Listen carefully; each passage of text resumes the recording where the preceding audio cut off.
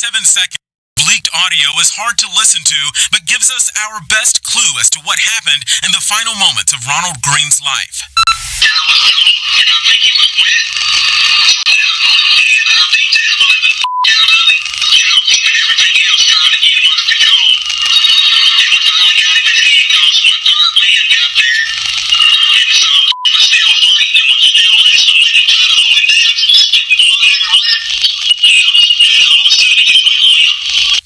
Trooper Chris Hollingsworth giving a graphic description of the tail end of a traffic stop that happened just north of Monroe in May of last year. Troopers reported Green died after being hurt in a crash that ended the chase, but Hollingsworth's own words seem to tell a different story. The fact that he could just talk so freely and so comfortably about beating a man to death shows how morally bankrupt he was. Despite what the trooper can be heard saying in his own words from his body camera mic, none of those graphic details made it into the actual report issued by state police. Local NAACP President Eugene Collins calls it unacceptable. From our perspective, that speaks to a deeper cover-up and something that we would hope and not expect from the premier law enforcement agency in our state, Louisiana State Police. Tonight, Green's family is outraged, and attorneys who filed this wrongful death lawsuit are calling for change within Louisiana State Police. I won't say what's on my mind, but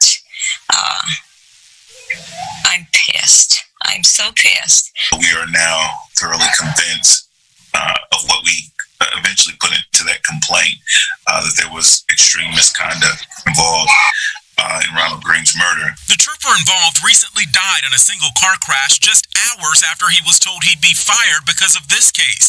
He was the only person who had been placed on leave amid an internal investigation by the agency.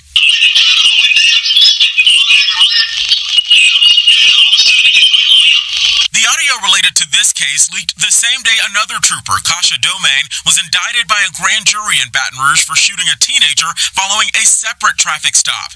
Jurors thought her version of what happened just did not line up with video of the incident, and community leaders say they are fed up with this happening time and time again. How many times can you get it wrong? What we're seeing now, Scott, is consistent lies within this department. There needs to be a shakeup within this department. Consistently have reports not matched up with what actually happened. And this is 2 instances in a week where we know for a fact the report did not match up with what actually happened. While state police has told us they will not comment further on the matter, Collins...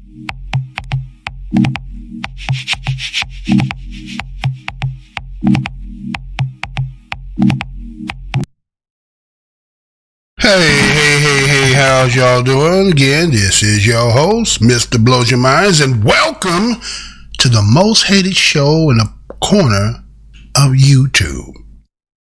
First and foremost, I want to say what's good to my fam, my subscribers and my day ones, and my new ones. What's good? Welcome to the Black Minds News Report family. Passerby, you happen to click on due to the thumbnail or maybe the title of the show. Welcome to the most hated show in the black corner of YouTube. We always got a grand opening over here. Happen to go down the aisle, see some things, make you feel some kind of way. Remember, the motto of my show is the truth. Don't need no partner. So as you heard in the intro there, it seems to have been an incident that happened in Louisiana, right? And so like we're always having these stories that some people will advocate on, that these are a figure of our imagination, that the statistics and data doesn't substantiate our claim. Now again, I will always say that black folks, BADOS in particular, Black American descendants of slaves or slavery, do not advocate, do not protest, do not march on behalf of criminality, wrongdoing. So let's get that straight for those who may think that Black Minds News particular and other black media outlets that are using social media to have their platforms, that we are constantly trying to stigmatize police departments and police individuals and officers. That would be the furthest thing from the truth. But we do have to report because we have the, let's say, the mainstream media will do according to whoever is orchestrating that and have their perspective of why they do what they do. And they may not give an in-depth, connecting as what we do, what we try to do. So for those who may take offense, well, again, I ain't going to tell you what I heard. I'm only going to tell you what I know. Let me say that again. I ain't going to tell you what I heard. I'm only going to tell you what I know. So we're going to go ahead and look into this. Again, remember, this was the thumbnail that might have gotten you over here to click on, right? And as you can see on the screen there, that is the brother named Ronald Green. Okay? And what we're talking about here, we're talking about a Louisiana state trooper who they claim now is deceased. Let me say that again. A Louisiana state trooper who is now deceased. He is heard in the video that I will play eventually in this broadcast of him admitting that he beat the ever living fuck out of a black man during the struggle that happened back in May 19th. No, not May 19th particular, but May of 2019. What they said, it was in a pursuit. And again, that audio that I'm going to play had came and was obtained by WAFB TV. And accordingly, this audio is coming from a body camera of the mic of the body camera of the trooper. And his trooper name that is now accordingly is deceased is Trooper Chris Hollingsworth, right? Now, according to what reports say is that Hollingsworth died in a single car crash last week. Ironic, right? Last week that he happened to demise based on, but there's more to this. Now, according, this crash happens after he was told he was going to be fired for the results of what took place with Ronald Green. Let me say that again. This trooper, Louisiana state trooper named Chris Hollingsworth, who was involved in what we're now finding out has been revealed, and there will be some graphic pictures that you will see, right? And the fact that this Chris Hollingsworth, after being told that he was going to be fired as a result of what took place with Ronald Green, got in a car accident and supposedly he is dead. And so accordingly, he said the state trooper had died following a single vehicle highway crash. Now I said single, meaning he was by himself, right?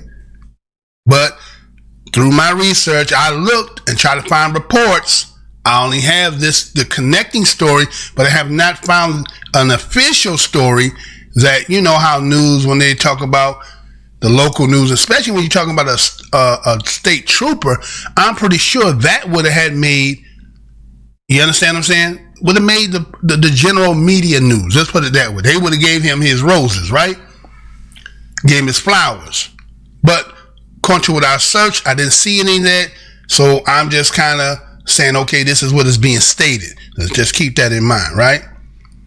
And so they said this is happening hours after he was told. Now, they say the week later the crash, but then another part has said that just happened hours after he learned he was fired from his role, which was in the custody death of a black man, which we know is Ronald Green.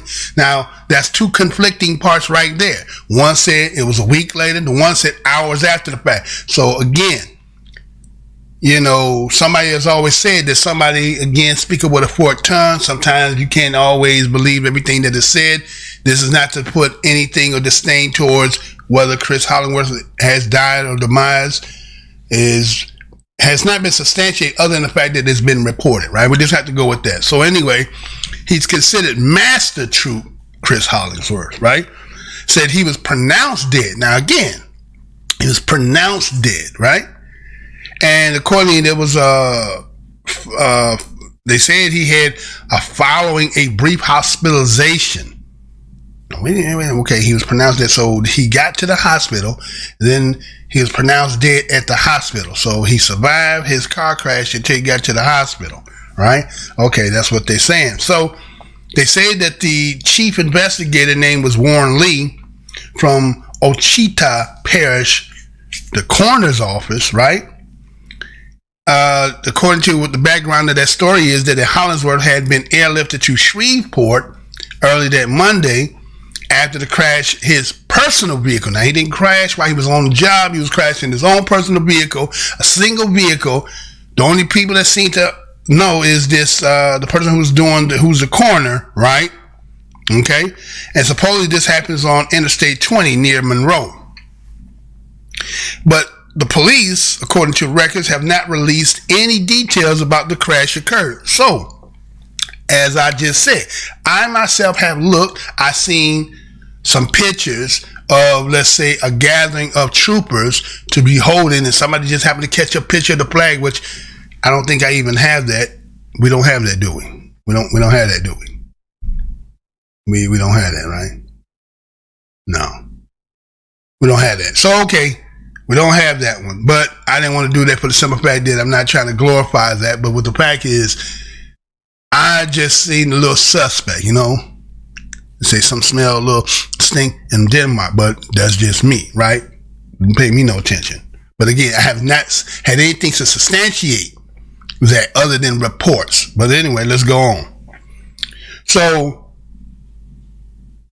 again, the whole situation that they say is occurring, and they want to keep reiterating to us, is the fact that they want to make it seem like it's karma. Was this karma? Could it be karma, or is it a story? We can't tell. We just know I've had some people sometimes come on this show and comment about things that have been reported, especially when we talk about the Breonna Taylor case, right? A lot of people have talked about stuff and try to substantiate what they heard reports say, but then now that the grand jury tapes are out, where's these people's comments now? Why can't, you understand that you had Candace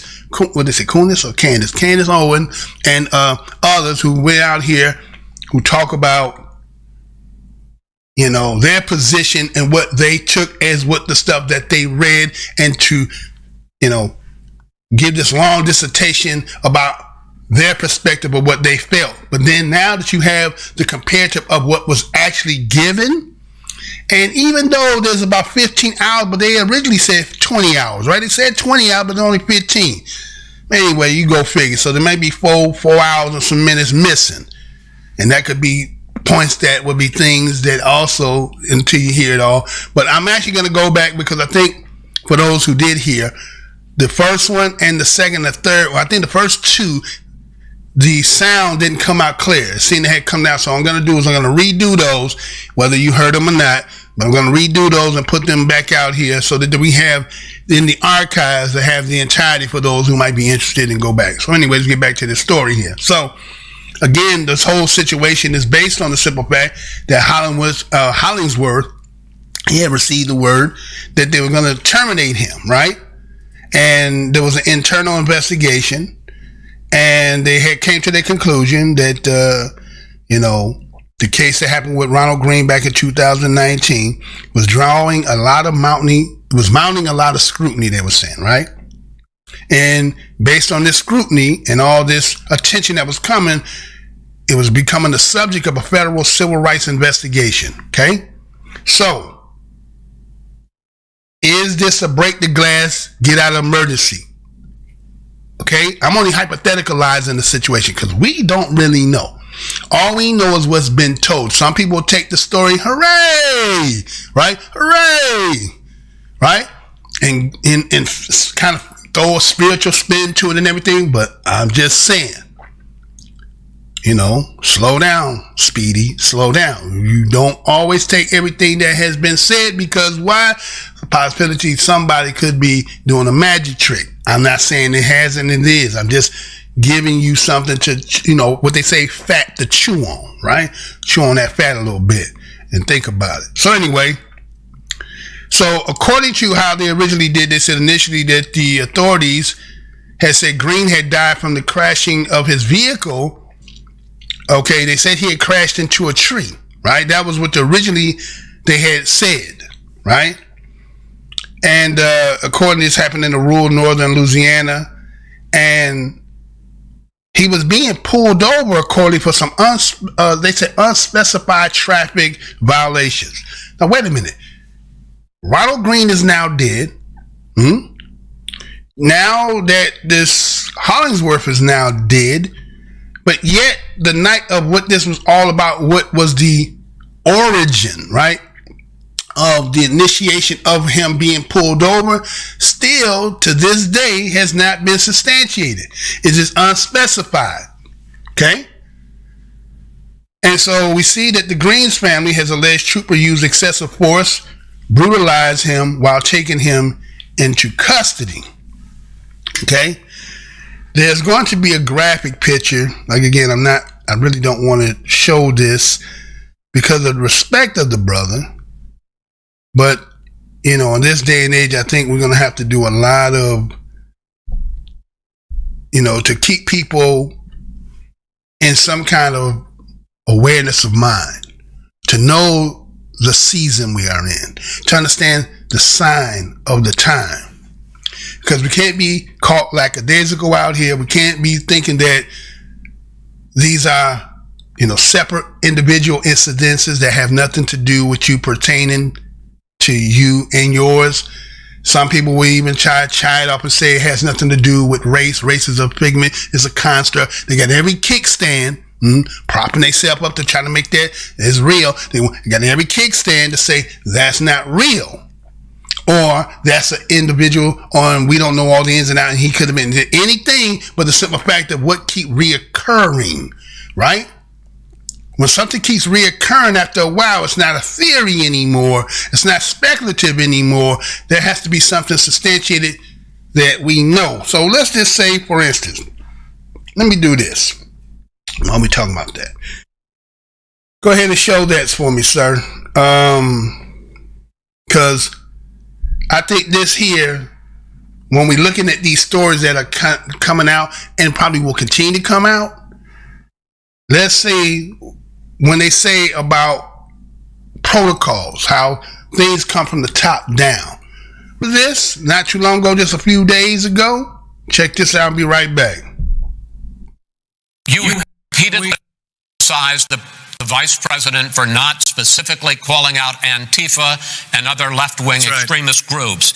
But are you willing tonight to condemn white supremacists and militia groups and to say that they need to stand down and not add to the violence in a number of these cities, as we saw in Kenosha and as we've seen in Portland? Sure, are you I'm prepared to do specifically that, do it? Well, I would say almost everything I see is from the left wing, not from the right wing. So what are you saying? I'm willing to do anything. I want to see peace. Then do it, sir. Say it. Do it. Say it. Do you want to call him? What do you want to call him? Give me a name. Give me a white name. Supremacists and right. Would you like me to condemn? White supremacists and right Proud Boys. Stand back and stand by. But I'll tell you what. Somebody's got to do something about Antifa and the left, because this is not a right-wing problem. This is a left-wing. This is a left-wing problem. White supremacists. Antifa's an idea, not an organization. Oh, you got it. Not militia. That's what his FBI director said. Well, then you know what? No, we're done, sir. We're moving on to the next. We're moving on to the next. That's not an idea. Everybody in your administration tells you the truth has a bad idea. Can I tell you what? You have no ideas. Antifa is a dangerous, all right, radical gentlemen, group. We're now moving on to the Trump and Biden records. They'll overthrow you.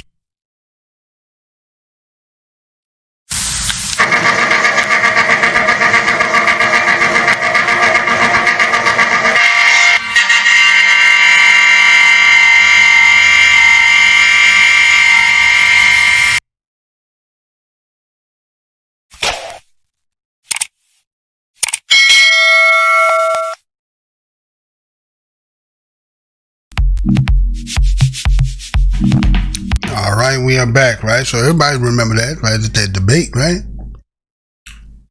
Stand back, stand by. Was that a dog whistle? Was that a dog whistle? A lot of people said it was a dog whistle. Now, somebody who may hear me don't know what a dog whistle is. So I'm not one of them people who assume that everybody knows everything. So I talk to those, knee high to a grasshopper, as they say, and just grown folks in particular. So A dog whistle is a whistle that is blown that can't be heard only to the dog. Only the dog can hear that, right? So sometimes people speak in code language that is pertaining to certain people or organizations and so forth. A lot of times that's where the hidden messages are when people are speaking. And when, you know, we talking about master words of art people, again, connotative language speaking people. So was that kind of saying, in a sense, he said to denounce, but he didn't really denounce. What he did is said stand back, stand by, right? So, you know, we've been told as time in this history, as we as BADOS in this land, that those who were used to wear the sheets turned the sheets in and, you know, somehow grafted into the departments, right? And are we saying that that is 100%? No, we have to look at everything. We have to look at the four corners of everything. We cannot, again, try to downplay anything. But if that's the militia, which is one group, but then you also have those who might be in the department, because again, here's a situation where a brother, Ronald Green, seemed to have been just driving in his vehicle. Because I realized this years back, that, you know, a lot of times they started to change the way from just getting people off the street, that they get you in your vehicle, right? So pulling you over, coming up again, we know all the, you know, your brake light out, right?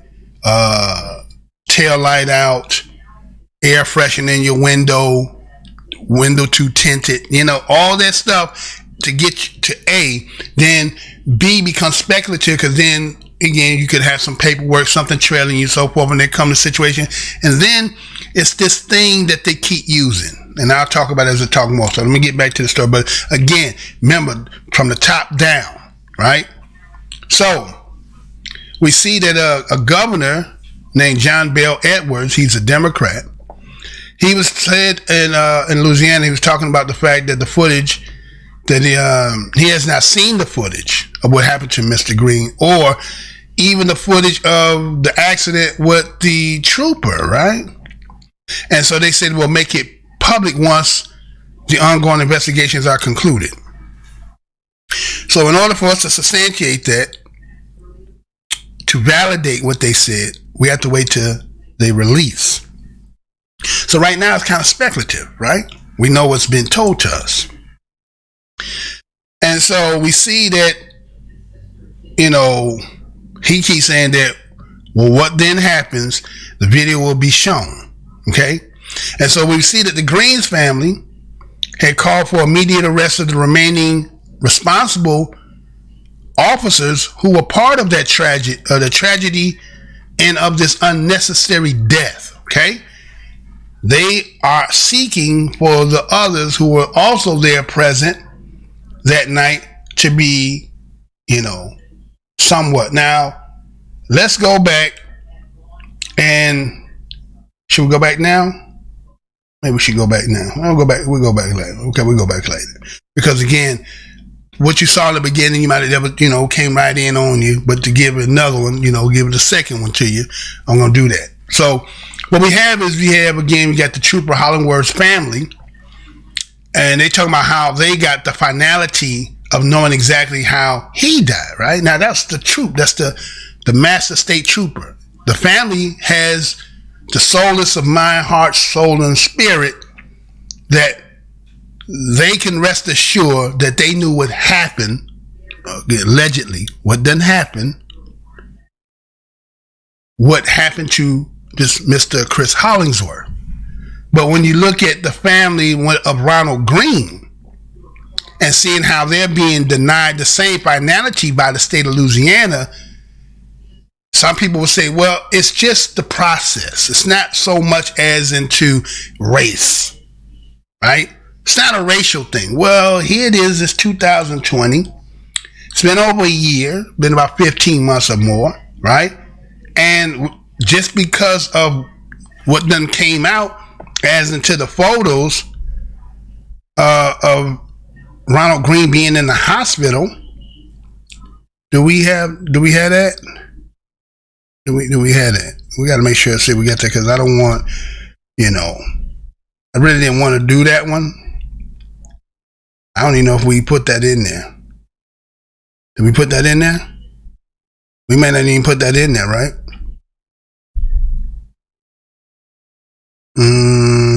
We may not even put that in there. No, we didn't put that in there, right? Well, go ahead and pull that up, because I really don't want to show that, because just the respect of the fact that this brother, and now that the story is coming out of how he went through that ordeal that night to, to his demise, right? So we want to kind of respect that. But again, I will show the video, and in it did show how Mr. Green was, he looked at the hospital, right? Or maybe preparing him for the autopsy, right? We can do it. All right, y'all. This here is going to be, a little unsettling for some people. Okay. And we do this not out of disrespect. We do this to give the information. Okay. You can see the brother, the bruises on his face. You can see on the top of his head, right? Okay. That's enough of that. That's enough. Okay. There's also another picture too. They show the more top of his head. But with that being said, so right, that's it's graphic in itself, right? And so what we see is that the Greens family has filed a federal wrongful death lawsuit alleging that the trooper brutalized Mr. Green, used a stun gun on him 3 times, and left him beaten, bloodied, and in cardiac arrest. And then to the fact that they want to do a cover-up of what actually caused him death, right?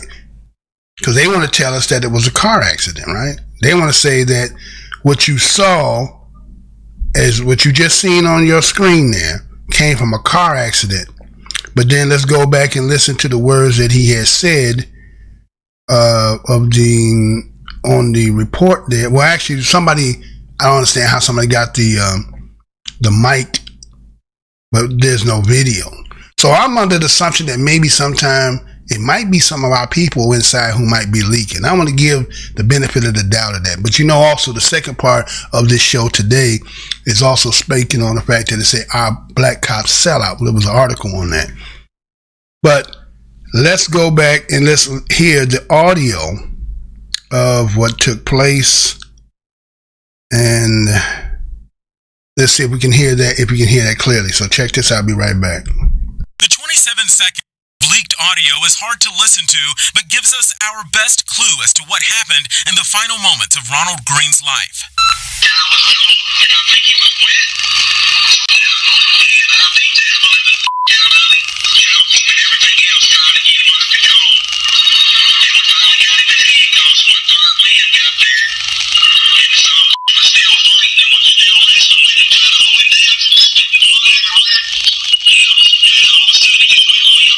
That's Master Trooper Chris Hollingsworth giving a graphic. Okay, so as he said, they was waiting on the third man to get there. They was beating the hell out of him to the third man, and then all of a sudden he just went limp. Okay, so accordingly, as I had already showed you, that the graphic photograph that you just seen, right? But then there's also the fact that there was a photo of the vehicle, right? To show that they don't match, right? Because that's what you got to look at, the car crash. Because that's where it's supposedly stemming from the fact that there was a car crash that created the image that you seen in the photo. That's supposed to be, that. But once you see the vehicle that they show, as we're getting it prepared for you now so that you can see it. Okay. We're going to show you the vehicle so that you can see for your own eyes what they show, right? Now you see Mr. Ronald Green in there, right? And you see the vehicle. Do that look like that could have caused that kind of injury? Especially on top of his head like that, right? could look like that's more of a side swipe, more towards the back rear, driver's rear side, right? Probably give you, you might get a jerk, you might get a little, a little whiplash, right? But would it cause you to die? Maybe not. We don't know how fast he was going. But then once that photo came out, it took that off the table. Then mysteriously, after they start going into doing the investigation, once word got back that Hollingsworth was going to be investigated and going to be terminated, he just seemed to have disappeared, right? Okay. So we had to take the word for that, right? And so again, it was always raising the question whether Green received those injuries in a car crash. And this is what they originally told the family. So, here's Ronald Green, who's a 49-year-old, claimed by the police resisting arrest. Obviously, he had nothing in his background, because I'm pretty sure they would have started mentioning that. They never mentioned anything that he had anything in his background. So he's resisting arrest over a traffic stop. Then had an autopsy. We hear nothing about drugs in the system, alcohol in the system, but we do see the finality of how he looked based on the ordeal, and we have the audio. We had the audio of what the state trooper had said. So we know that there was physical confrontation on at least on the unilateral side, on the side of the officers. We don't know whether Mr. Green was fighting back or not. But we do see the outcome, and that does not seem to match up with the car that you see on your screen, right? And so, accordingly, they said that the night of this all taking place, they supposedly did an internal investigation. But accordingly, they also said the agency opened an internal investigation into the case last month. Now, wait a minute. See, you got always conflicting stories. And that's the thing about what's happening now. This is why, in my sense, when I say the creator uses, black media and the other outlets and all those who do it to give a alternative to what one may put out, that again, we understand business and try to maintain some kind of, you want to look good in the public's eye, right? So they'll do the politically correct and they'll do the spin to take it away from what the truth of the situation is. And so social media has its place as an alternative to the fact that they even try to muffle out a lot of our voices. A lot of people are being suppressed because, again, your perspective is not the perspective of the corporations and the institutions. You're trying to defame us. It's not we're defaming. We're only reporting the facts, how we see it, right? But they say being able to speak our truth. So anyway,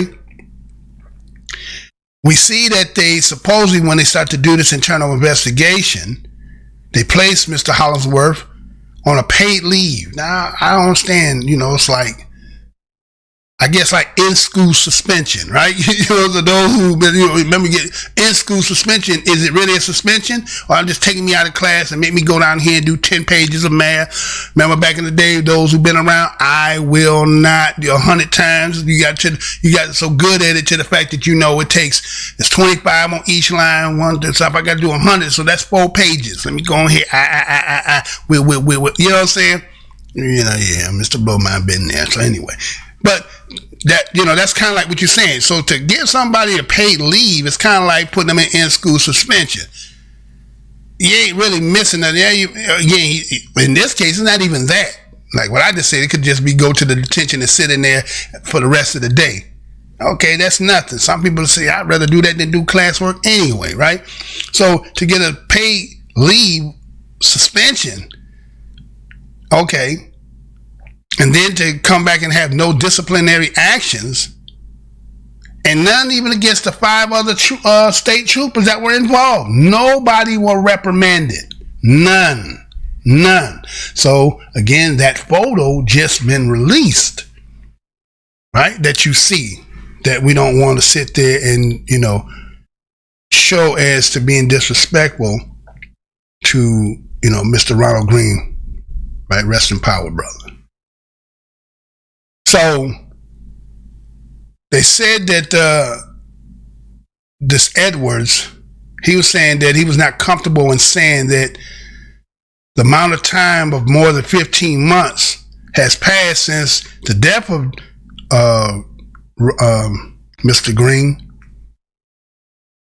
and the opening of the state police internal investigation, right? The only reason why they're doing an internal investigation is because of the photos that's been leaked.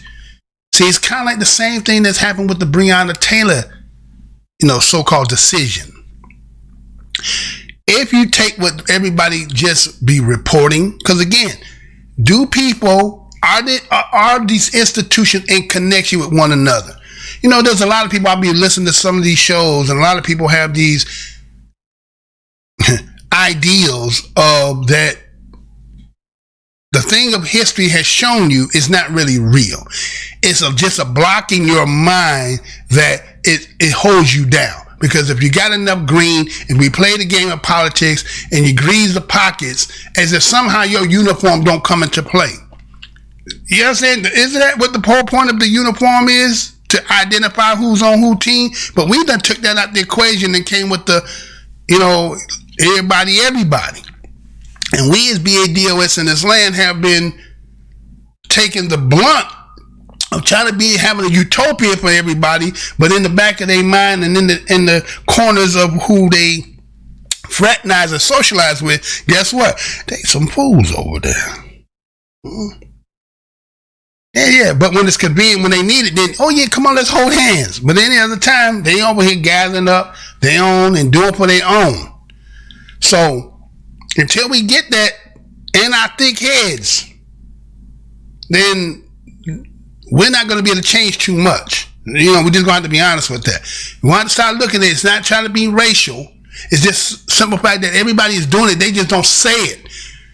Because we don't have institutions and places, we have to talk openly. We so open to the fact that sometimes you have people sitting in these Zooms and stuff and talking about things that I thought they should have been more of a more confined setting, but you have to do what you got to do because you got people from all over, and black folks ain't got money like that, so you can't be doing that kind of thing. So at least the people who really not being a part of the system like that. So anyway, so here it is. They drag their feet only because they're starting to move their feet now, because that video come out based on what you can see of the accident, based on what you see in the photos, they don't match. So everybody had to start moving their feet and get something done.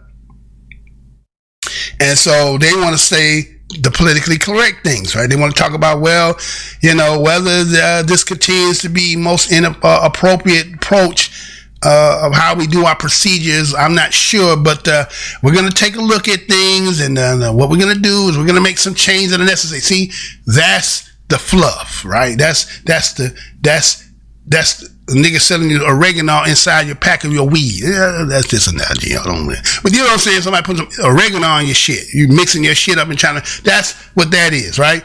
That's like going to Burger King, right? Go to Burger King and you hear somebody say, "Can I have a Whopper with no meat?" Let me say that again. Like to order a Whopper with no meat. What do you mean, a vegetarian Whopper? Yeah, but I don't need that. Why are you saying Whopper? Whopper got meat. Ain't that what the whole point of the Whopper? No? Okay, but that's what I'm talking about. So that's what they're giving you, right? Not the substance to it. Just want to give you something to make it seem like that's what you're getting. And, it's getting played out. When you really think this, it's really getting played out. But some people just think that, that you haven't caught on to the game. Now, you're talking to a people who've been here from the beginning of the creation of this and before then, right? So you think we don't know? That's why a lot of people are so angry at us, because they can't. They be mind-boggling. You just hear some of these people who speak against black and the black stance, and you'll hear them say this all the time. I just don't understand it. You know why you don't understand it? You're not cut like we cut. We cut from here. We come from cut from somewhere, or our parentage is cut from somewhere. Our parentage have been here this whole damn time, except for the part that y'all always want to tell me, oh, you guys came from Africa, from the West Coast, and you got here. Okay, with an exception to that, once we got planted here, there has been none unless you have relationships and things that have people and children and so forth. Then that comes into play. Other than that, when it just come in hereditary and lineage wise, there is no cut. There is no flub. All right. So again, as we heard in that audio, right? He goes in and says that, Mr. Green is spitting blood everywhere. And then all of a sudden he goes limp. See? You know what I'm saying? To be in that situation and knowing what y'all doing, and then all of a sudden it's a mystery why this person goes limp. When y'all out there, as you say, beating the living F out of him, right? Fuck out of him. I ain't gonna say the F, we're gonna say what they did. So, to go limp, as Mysterious like, well, why did that happen? Well, because y'all just doing to him, right? What the hell was y'all just doing? Now, here it is, once again, you hear these words, right? Coming from a body camera mic, but we don't see no body camera. This is still 15 months later, right? Right? And when they went to write the reports, y'all, when they went to write these reports, guess what they were missing in the reports? The whole detail about what that took place. They just made it about he hit a tree, had an accident, we took him to the hospital, and he died. But until you heard that soundbite that you heard, and then the video will be sometime later after they're going to sit down and try to figure out how they're going to do this.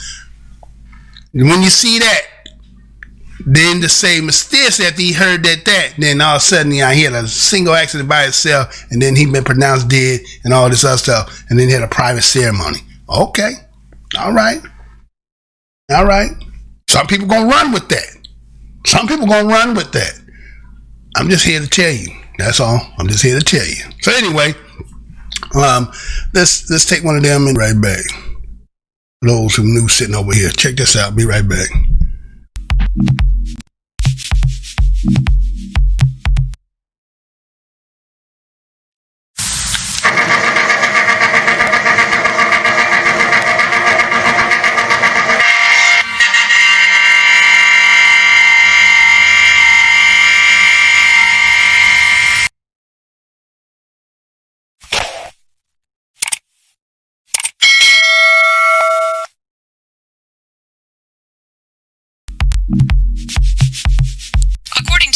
Police report. On May 10th, 2019, Ronald Green failed to stop for a traffic violation, led police on a chase, and ultimately crashed his car.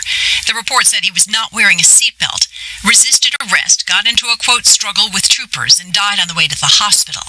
The coroner ruled his death accidental. But the family says these pictures of the relatively minor damage to Green's car and Green's bloody body after he passed tell another story. Now represented by a prominent civil rights attorney, they've filed a wrongful death lawsuit alleging police caused his death, not the accident. They commissioned an independent autopsy and believe police tased and beat Green to death, and say troopers have refused multiple requests to release the officer's body cam video. Now the FBI is investigating, and the state police have launched their own internal investigation. Green's mother is both angry and optimistic. I won't say what's on my mind, but I'm pissed. I'm so pissed, but I'm a good pissed because we're going to get results.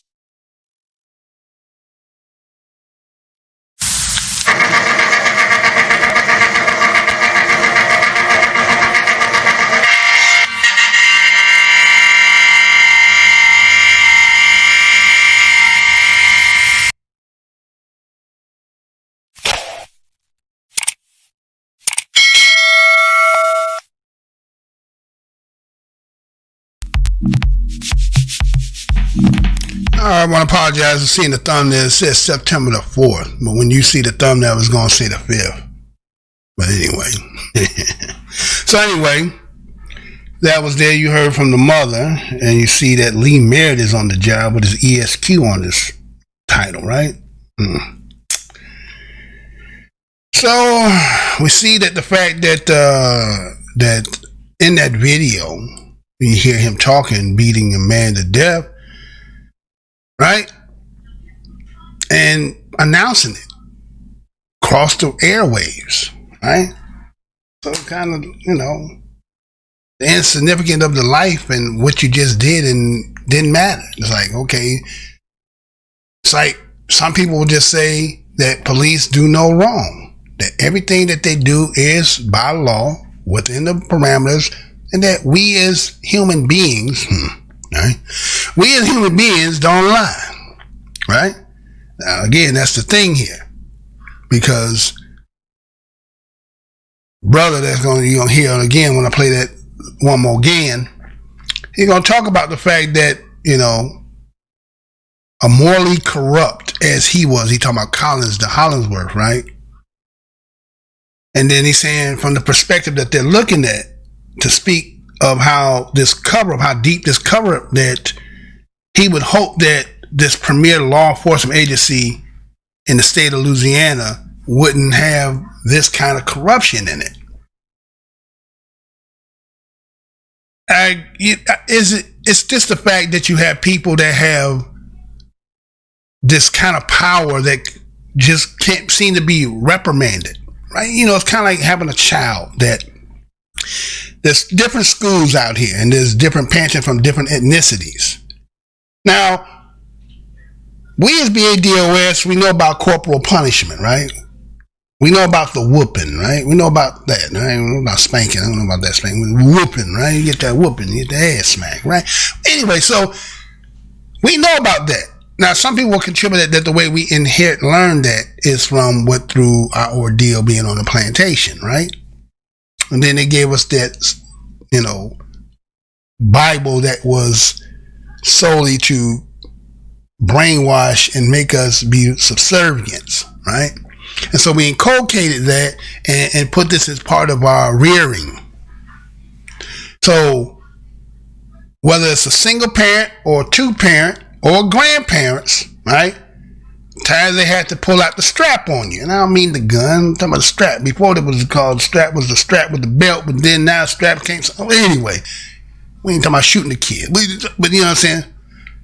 Establishing some kind of authority to make you have to contemplate on what you did, so that when you go there, you remind yourself, oh shit, I don't want that.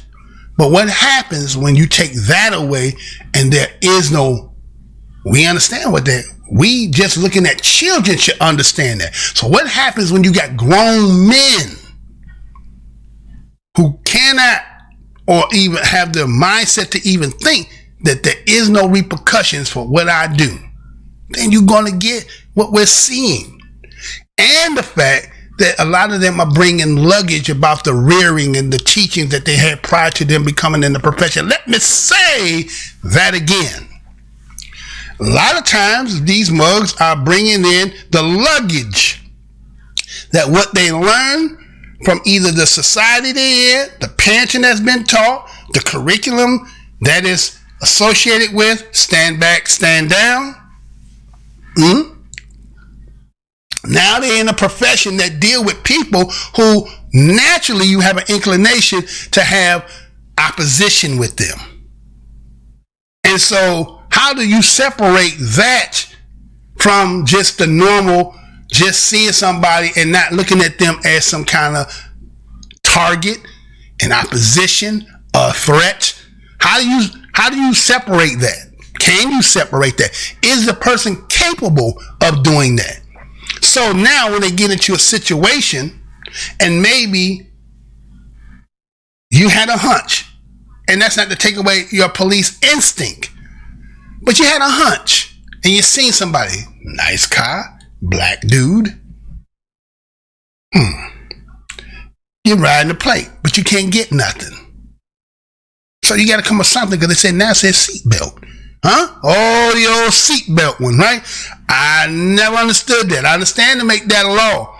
But if I come to court and he's going to got me in there because of a seatbelt, because they're going to ask some other stuff, because they know damn well that looks suspicious, right? I done been to court for a seatbelt, no seatbelt, loud muffler, and an air freshener. The 3 tickets that I'ma say that again. I done been to court. Cop gave me a ticket for air freshener. One, I had the 8 ball in the window, right? Air freshener, no seatbelt, and a loud muffler. Now, all those there are discretionary tickets, if you ask me, right? That's on the discretion of the officer. To give me a ticket for an air freshener, calling it obstructing my view. Wait a minute.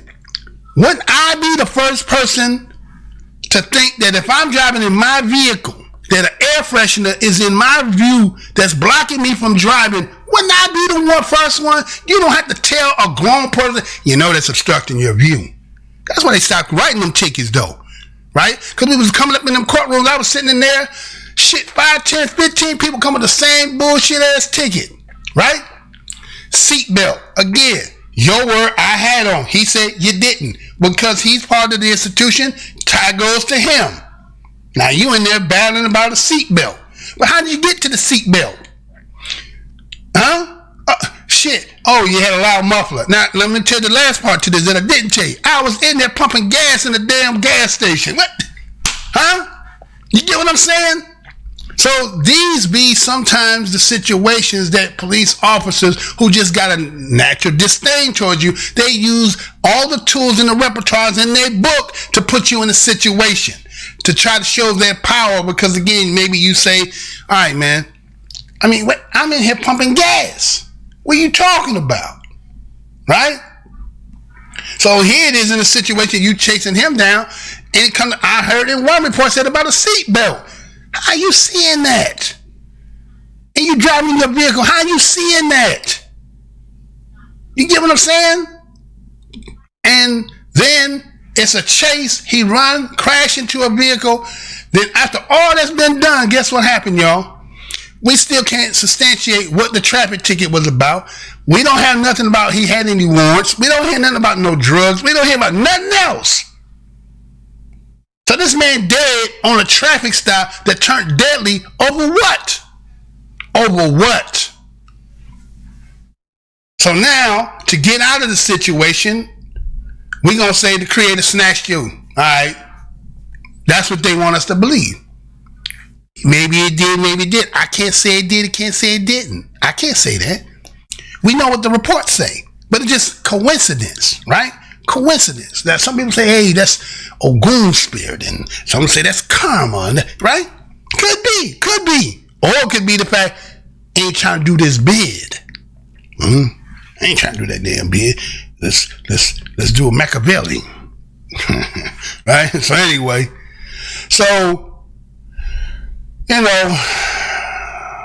ain't too much else going on, because again, you got morally corrupt people who do not sympathize with you.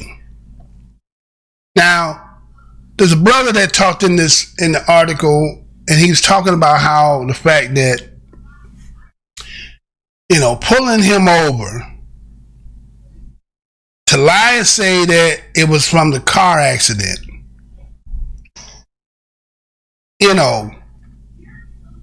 why do we keep seeing consistently of these stories coming up where there's a fabrication as into the events? But then you have a lot of people who will try to defend them when it's obviously they're wrong. But no, it's always to take everything that is said originally, because again, when we look at the dynamics of police officers that are in the force, and there's a predominantly white male, let's say, organization or departments. So we would say that, again, according to the data of the United States, supposedly there's more white folks than everybody, right? And so if there's more white folks than everybody, then I guess it would be statistically right that there would be more white police officers policing. And so with the dynamic of the history and how people are, and then they want to say there's only a few bad apples. My understanding about that whole bad apple in the barrel Didn't they say that one bad apple in the barrel spoils the whole bunch? Let me say that again. Didn't they always say that one bad apple in a barrel will spoil the rest of them? So to say you have a few bad apples, which means that doesn't spread and they end up becoming what as the entirety? Because what end up happening is you have good people that may be in there, but then everybody else may unify and got their cliques. You don't want to be outside the clique. Because there's stories that have been told about, you could be in a situation and somehow you mysteriously got somebody that popped you. Right? So, it's just strange that these things, I ain't going to say strange, it's just a wonderment that these things keep falling out because the truth needs to be told. But the people who supporting them, you taking it because y'all are the majority. These are your family. These are in the classification of being white. So they have to be right. You understand?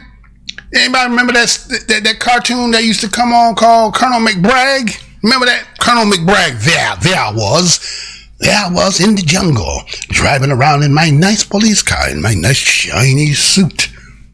What did you do, sir? I seen some Negroes walking down the street. You understand? They come back today, people telling those type of stories. So when they keep embellishing all those stories about how they encountering and what they doing with us, remember, they're Marvel comics. They're mythology people. So this stuff here, to them, it becomes substantiated and real to them. Not knowing that the devious part to some of them and the things that they're doing to create these scenarios, they leave that part out.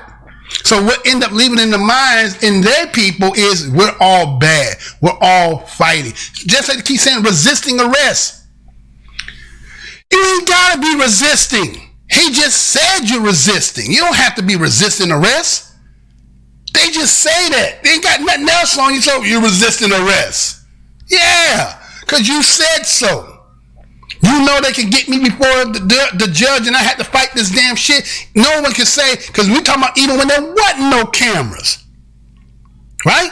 I think that should be a default on any case that pertains to a situation where it either caused bodily harm or it's a situation that cannot be actually validated other than the words of the police officer. That's what the camera supposed to be for. The impartial, the referee, the one that is, basically the camera is the referee that does not have any bias. It's going to tell it like it, look again. I ain't going to tell you what I heard, I'm going to tell you what I know. The truth don't need no part. That's what the camera is.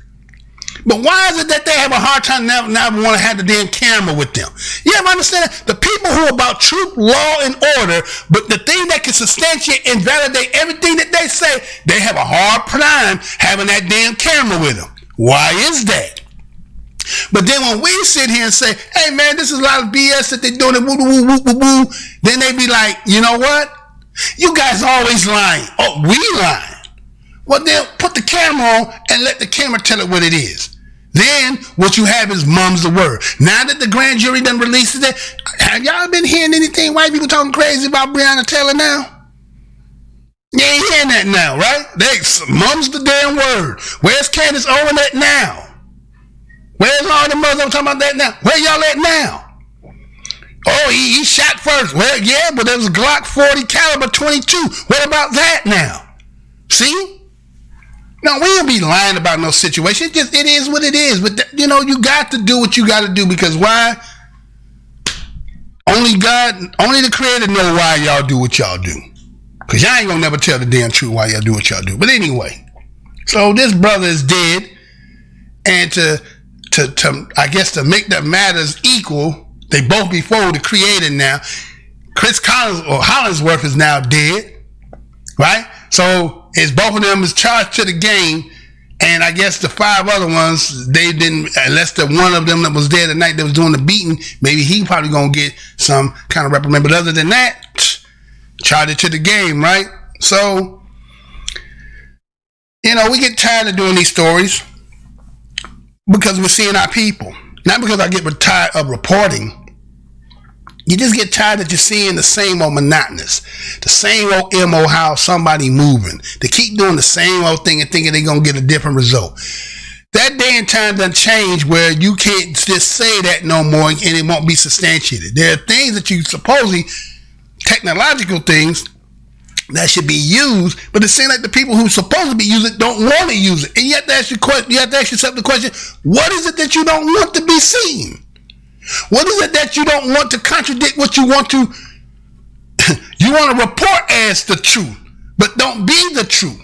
See, if it's synchronized with the video show and what you say, guess what? You good all day long. But when it contradicted, then you got to say, what's the motives behind what happened on that night? Oh, this situation here. And that's what nobody don't want. They want full reign authority to concoct it the way they want it to concoct it, regardless of what inconvenience or the death it may cause. And we're supposed to say, honorable? It may be considered an honorable position, but that don't mean that you can have unhonorable people in that position. That's where you get corruption, right? You got people in positions that's supposed to be looked upon in a high esteem or some kind of honor, but then it's the individuals. And then you start getting other individuals. And then what you start getting, again, the rotten apple and the barrel spoils the whole bunch. All right, so ain't no need to talk about no more about that. But there's another part to here I want to talk about, right? It goes synchronized with this because why? You gotta look at it like this. This is how you're gonna have to look at it because it was a report that came out and it was talking about. Will you pull that up for me, sir? Pull that up. The other one. Yeah, that one. Pull that one up. Okay, hold on. Yeah, pull that up. All right. Now this here is about sellouts to the black community. Traitors to fellow officers. Black police chief are caught between two worlds after George Floyd's killing. Let me say that again. Sellouts to the black community. Traitors to fellow officers. Black police chiefs are caught between two worlds after George Floyd's killing. And let us take this break and we shall be right back. Check this out.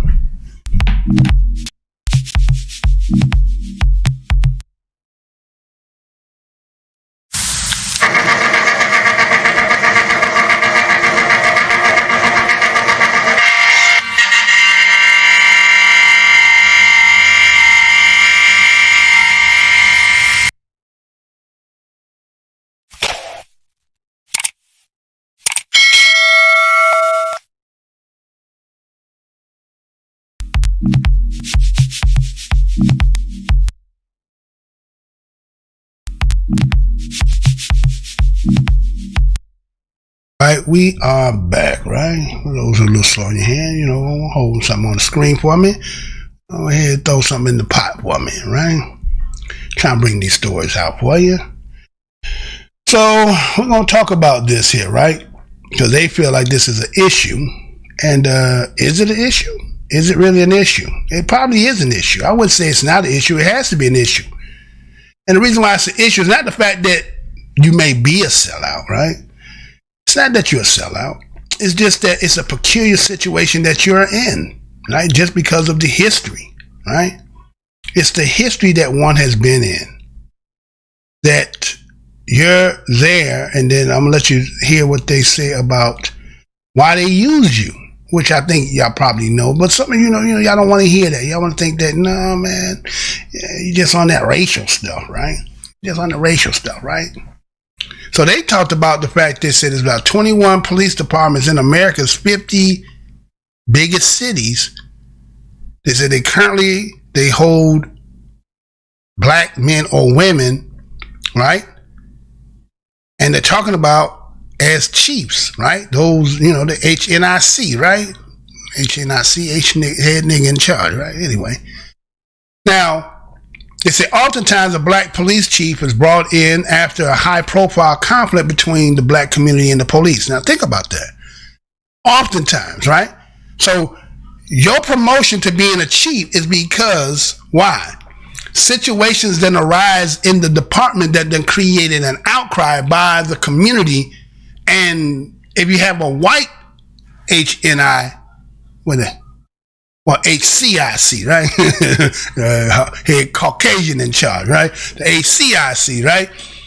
So, or the HHIC, figure that one out. But anyway, all right. So anyway, so if you have a white policeman chief, then these situations that, you know, start to fester and get big, they pull card is what? Let's pull Johnson up. Jackson. Let's pull one of them up, right? Pull them up into the position because, right? He's black. He speaks their language. He knows Ebonics well, right? You know how to do it, right? So anyway, and so what you have is this situation, what they end up doing is to make a chief who's put in that position find himself walking a tightrope, right? Think about it. You know, you're seeing tightrope, right? You're trying to stay Eddie, trying not to lean too much to the left, right. You're trying to stay right down the middle, right? Is that possible? You know that the word says that you can't walk the fence. It says even the fence belongs on one side. You can't serve two masters. Don't it say that? Don't talk about you cannot serve two masters. So that means if you got two masters, you're going to hate one and love the other, or love one and hate the other. And that's what puts you in a peculiar situation. And then to help you to do what? Struggle to bridge a gap between the black community and the police department.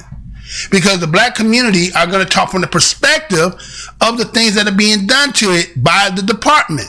Whether they're going to acknowledge it, whether it could be, you know, validated or not, they're going to be saying, hey, wait a minute, man, you know what? They got complaints and they're talking to you. Now, again, you work for the community as well, but then these are the employees who you are the HNIC of. And you have, let's say, relationships with them. It could be personal or it could just be platonic. It could be employed. All those things come into the equation. And so you try to have good camaraderie. To be a good leader, you got to have good camaraderie with your, you know, those who you're leading over. And so if one of them is doing something that you got to reprimand them with, you don't want to go, it's kind of like the difference between parenting and abuse, okay? A parent can, again, as I talked about earlier about corporal punishment, a parent can spank a child, but there's a limitation as to the severity of it, the amount of it, and the message relayed in the spanking. Those who know what I'm talking about know what I'm talking about. Abuse is when you don't know, when you don't have that, when you're doing things that are out of bounds as into rearing. Then it becomes abuse. You get what I'm saying? So that's what happens with when these chiefs and being black are in these situations. You have to sometimes have to whoop somebody in a way, but then the way that you are, let's say, chastising, I'm not going to say take the whooping away, the way you're chastising them may be soft-handed. It's not getting anything done. They done went through this with you several times and you don't seem to know how to really do it. So they say when you start to now put them in a situation that it calls them either to possibly go to jail, lose their job. Now they say you're abused. Now that's like abuse to them. But that's kind of like them using that as a card to get out of situations so that they don't have to be responsible for, right? So hell yeah, as a black cop, as a black chief, you're going to have issues with that, right? And so what the story is talking about the Sacramento police chief. They're talking about Daniel Hahn, right? And, you know, talking about Sacramento, we're talking about this reform in his department and all the faces that he challenged as being a black law enforcement leader, right? And they even talked about I think they say they're talking about experts on race.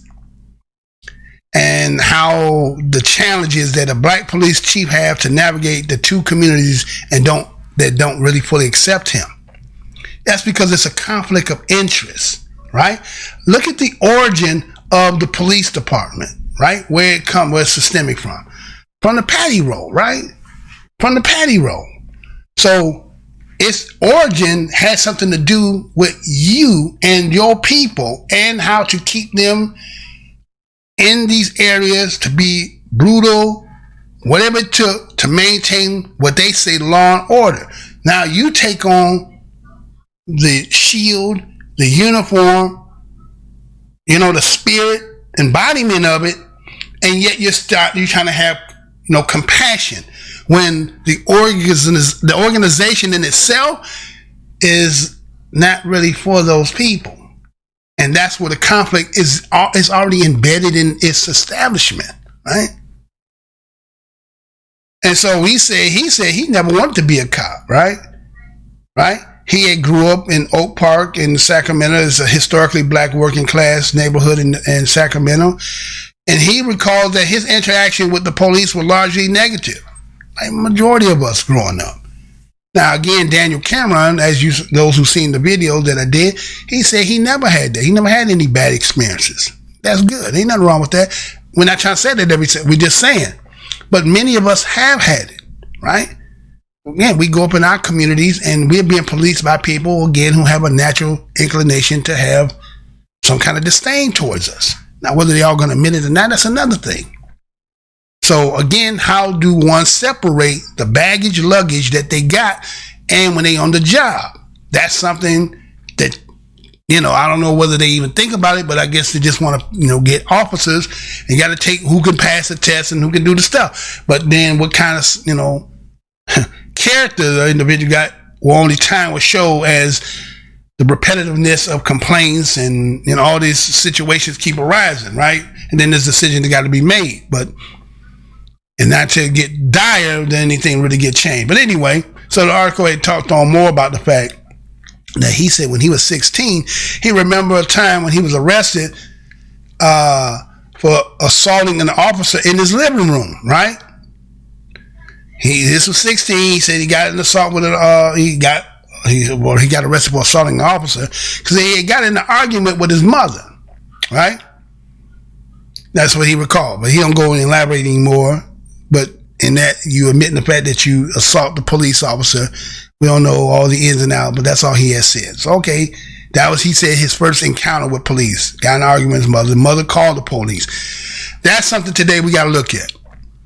Calling the police is like Russian roulette, right? If you call them on a situation that is an argument and people are going to say some things that they don't mean to say, you know how arguments are. Get all that shit up out you. You know what I'm saying? But sometimes when it's parent and child, like, you get yourself up out of here. But if you call that police, understand, you are calling Russian roulette. And if something should go bad on that situation, you're going to be the one living with that. So we always got to keep that in mind. He talked about how in his neighborhood, he's seen prostitutes used to hold court on the street corners in his neighborhood, right? He said he remember witnessing murders and seeing regular drug deals. Okay, well, that's everything you talking about are the environments that were created because of lack their employment opportunities and so prostitution, right? Drug dealing, murder due to either somebody not paying, did some fuck shit. All that shit that's just the conduciveness of the environment that we had to always be a part of, right? So to say that is trying to give validity, again, the things that people don't want to admit, the fact that our conditions of those of us who live in those conditions are based on design that was made for us to be, redlined and put in these little positions and then kind of make us like Haiti. You get what I'm saying? And that's no knock to Haiti, if anybody from Haiti hear that. That's not saying a knock, but saying how the world has isolated you and made you where you can't do nothing to keep you in that condition to make you poor and, out of it. But anyway. So, and he's saying, recalling that in his neighborhood, that officers were not held in high regards. Well, of course not. Again, we as BADO, as Black American Descendants of Slavery, and the history of the petty roles that emerged and evolved into the police department, how could we have ever had high esteem when, even though these may not be the same people, but it's still the same agenda? Whether you're going to admit the shit or not, we know what it is, right?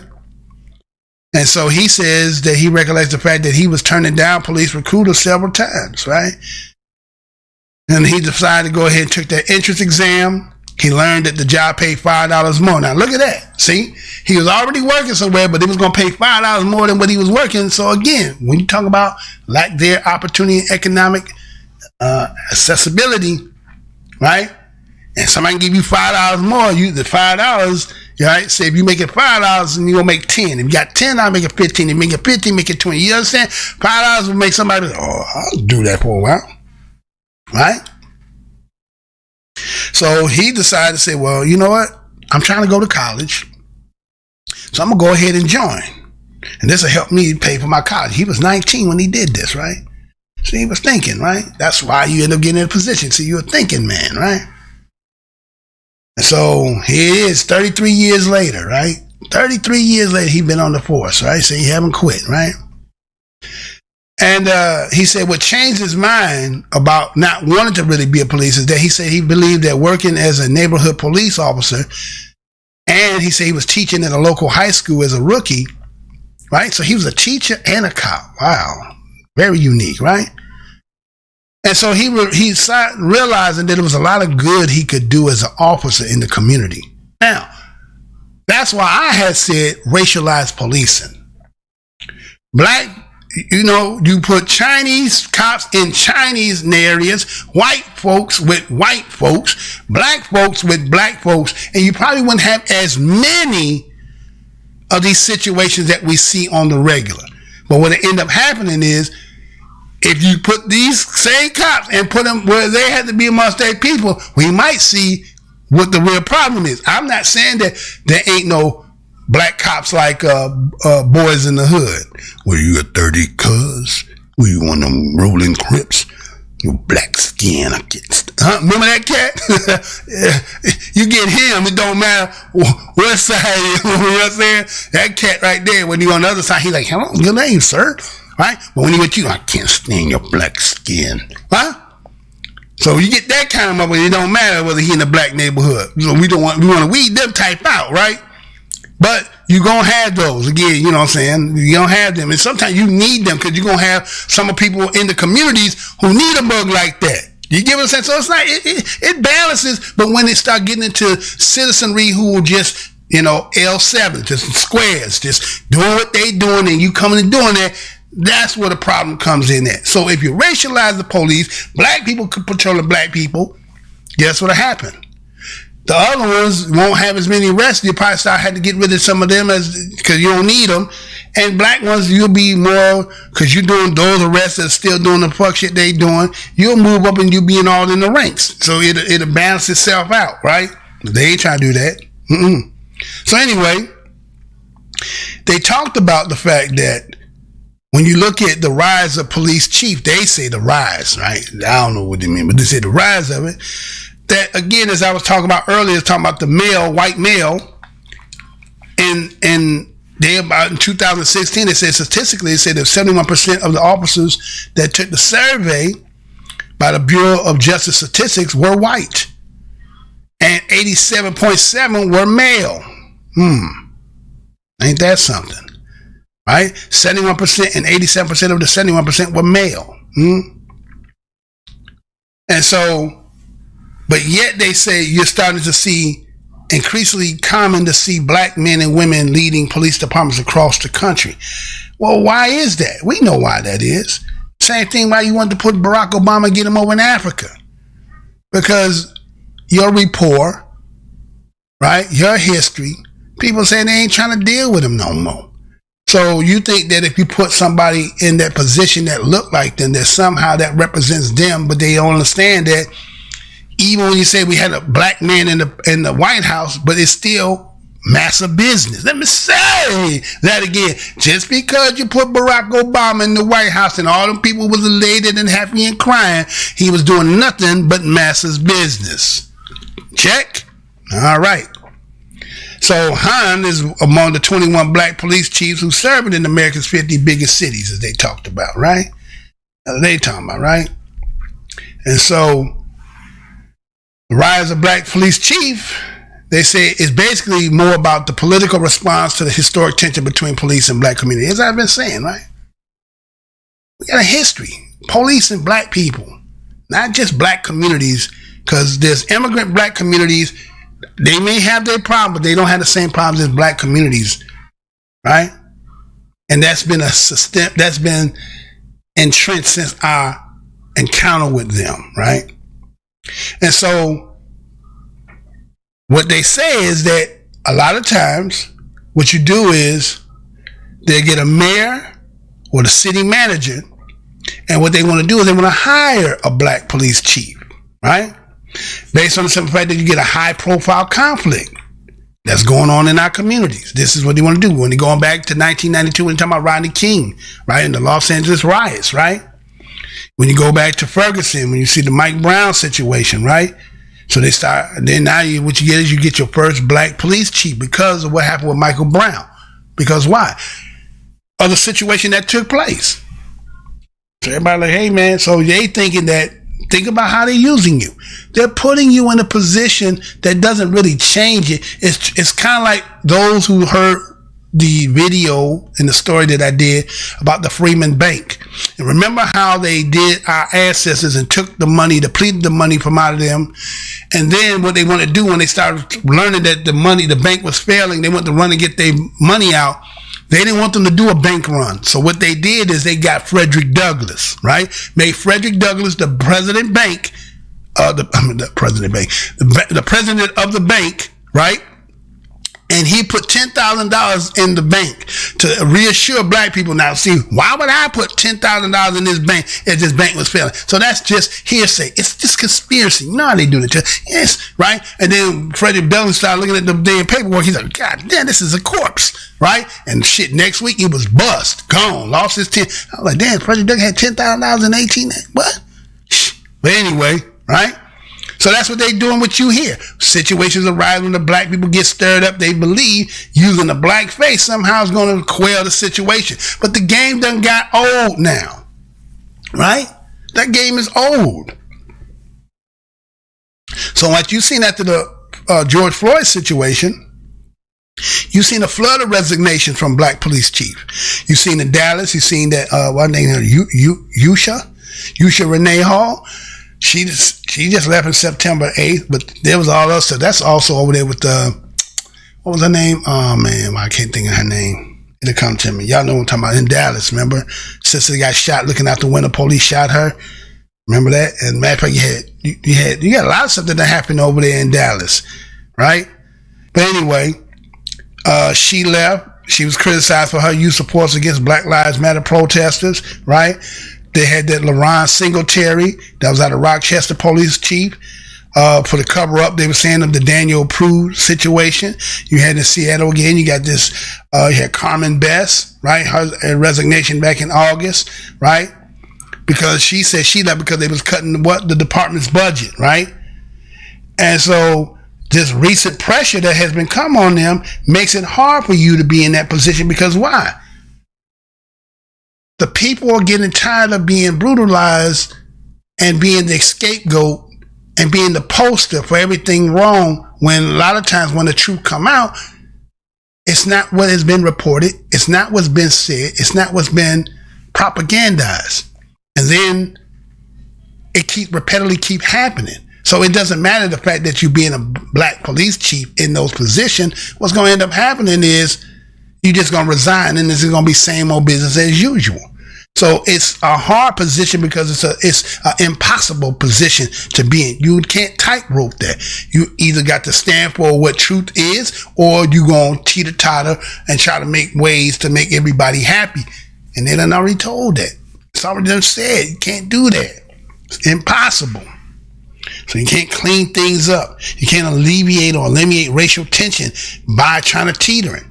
Not for some people who've been in here for 500, half a thousand years or more, right? You can't keep talking to us like that. You can't try pussyfooting around with people when they just when we're not seeing that the score is we're getting blew out.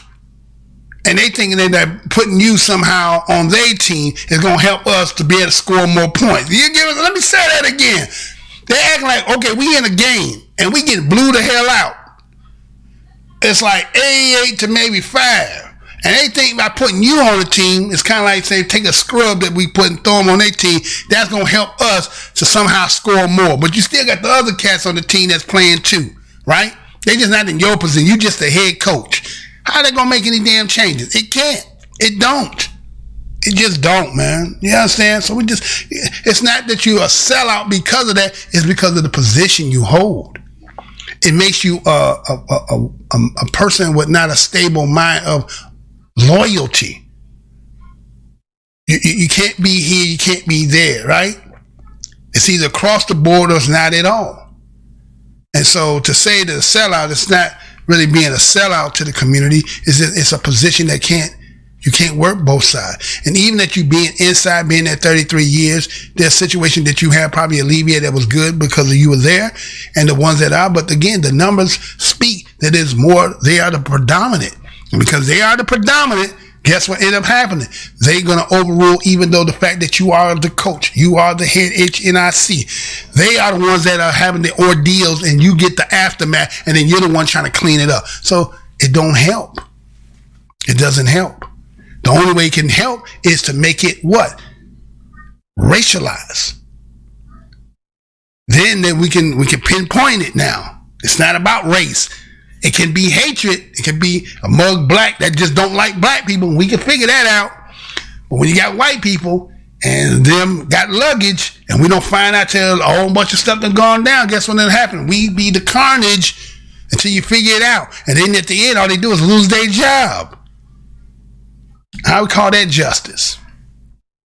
So anyway, y'all tell me what y'all think, right?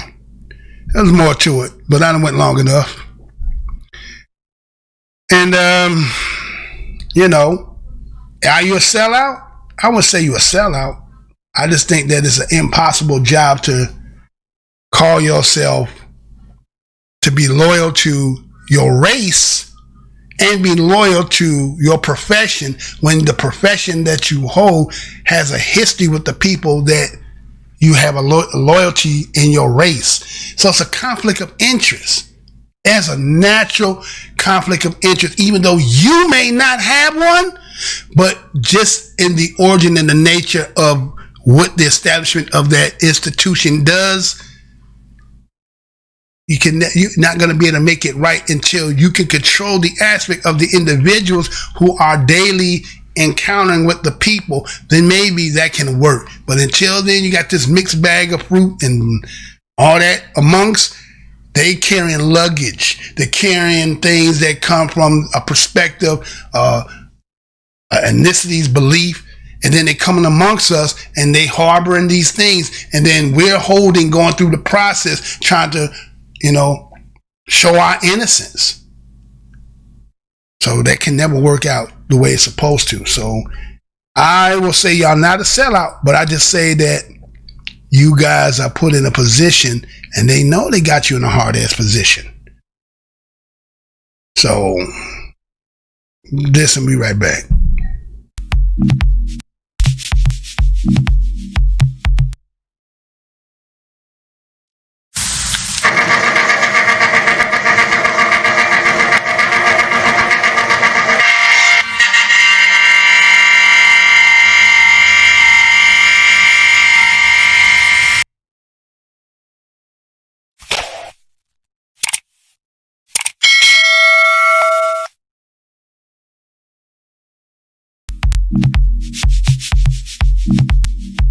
All right. Well, thank each and every one of you for clicking on the video. Thank you for your support. Hopefully that you comment, share, subscribe. Don't forget to hit that button, that notification, as well. We are trying to come on the regular uploads and lives on the frequent. So stay tuned for that. And again, this is the most hated show in the black corner of YouTube. And again, you know what we say over here. We ain't gonna never tell you what we heard. We only gonna tell you what I know. Until the next show, y'all. Peace, love. Until the next show, y'all. Stay up, stay on, and be prepared. To the next show, y'all. To the next show.